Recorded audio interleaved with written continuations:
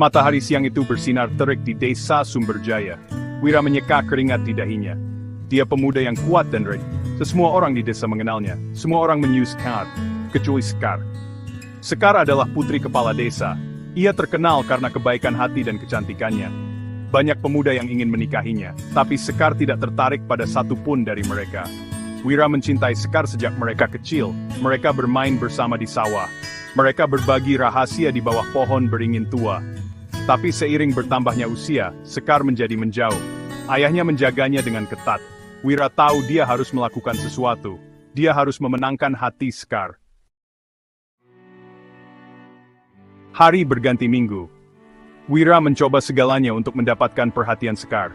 Dia membawakannya hadiah buah-buahan dan bunga. Dia menulis puisi dan menyanyikan lagu untuknya. Tapi Sekar tetap tak tersentuh. Keputusasaan mulai mencengkeram Wira. Dia tidak bisa makan. Dia tidak bisa tidur. Pikirannya dipenuhi oleh Sekar. Dia harus menemukan cara untuk membuatnya mencintainya. Suatu sore, seorang warga desa yang tua, Pak Darmo, memperhatikan keputusasaan Wira. Dia menepuk bahu Wira. Ada cara lain, bisiknya. Temui Ki Jagabaya, dia bisa membantumu. Jantung Wira berdetak kencang. Ki Jagabaya adalah seorang dukun mistis yang dikabarkan memiliki kekuatan magis yang kuat.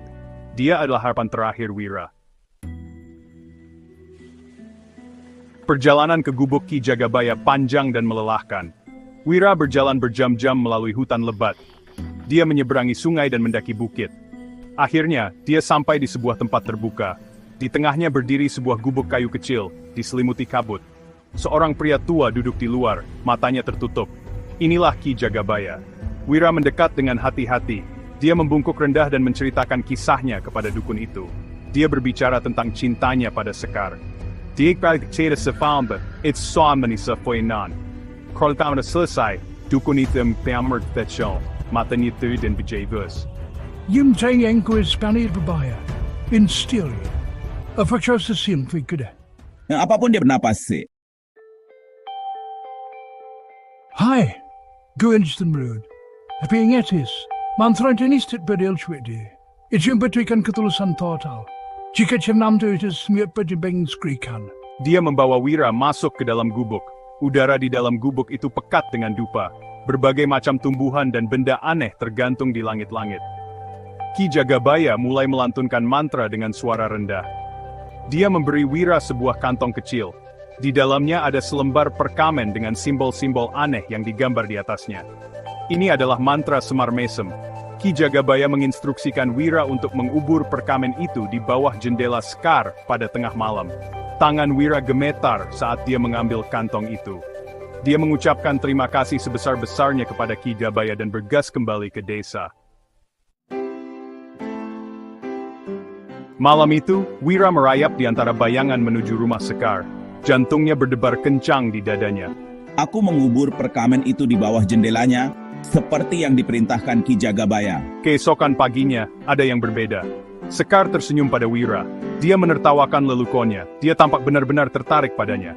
Wira, besings at choosing twits futchbar. Sains berapa hai this place besirik ving sitang meng devil frills, abuye spry. Wiras, akroids the second suwapode. Aku tuwip bujupujaniitiga. Welcome Bidre, mantuinim the seal, ken skup tabses ats and scary. Ayo jalan-jalan di sawah, seperti dulu. Sari berjalan-jalan sila di sawah. Mereka duduk di bawah pohon beringin tuing with wangi teh. Aku lebih bahagia dari sebelumnya. Wira tibgia dari Svat Swain. Tapi seiring berjalannya waktu, keraguan mulai muncul di benakku. Cinta Sekar terasa berbeda. Rasanya dipaksakan, tidak wajar. Aku melihat tatapan kosong di matanya terkadang seperti dia tidak sepenuhnya hadir. Tawanya terdengar hampa, sentuhannya dingin.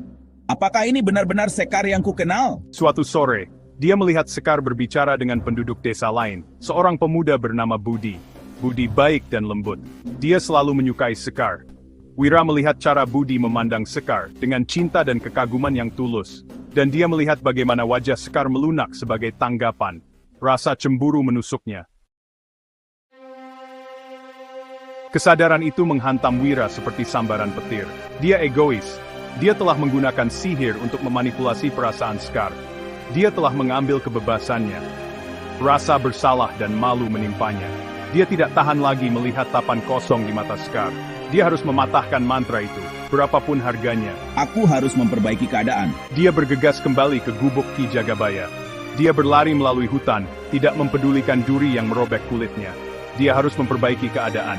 Ketika dia sampai di tempat terbuka, gubuk itu hilang. Hanya bau samar dupa yang tertinggal di udara. Wira jatuh berlutut, putus asa menghancurkannya. Tiba-tiba mendengar suara Ki Jagabaya di belakangnya. Salmut bit baudir sedekhan biu. Aku bodoh dan egois. Tolong Ki Jagabaya, bantu aku mematahkan mantranya. Aku tidak tahan melihat Sekar menderita lebih lama lagi. Ki Jagabaya nyad skrup. Mantra itu bisa dipatahkan. Tapi itu membutuhkan pengorbanan. Kamu harus rela meskipun Sekar. Untuk membesarnya membuat pilihan sendiri, bagi itu bientfir bantu cincin berimus. Hati Wira sek memikir sengkala lain Sekar. Tapi dia tahu itu sesitunya Jan. Dia hanya spashram. Ki Jagabaya membawa Wira ke sungai terdekat. Dia menginstruksikan Wira untuk memegang segenggam air dan mengulanginya setelah dia.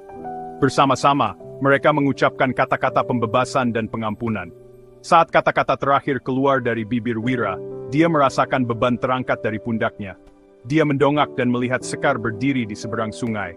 Tatapan kosong di matanya telah hilang, digantikan oleh kehangatan yang familiar. Dia mengingat semuanya. Dia ingat Budi.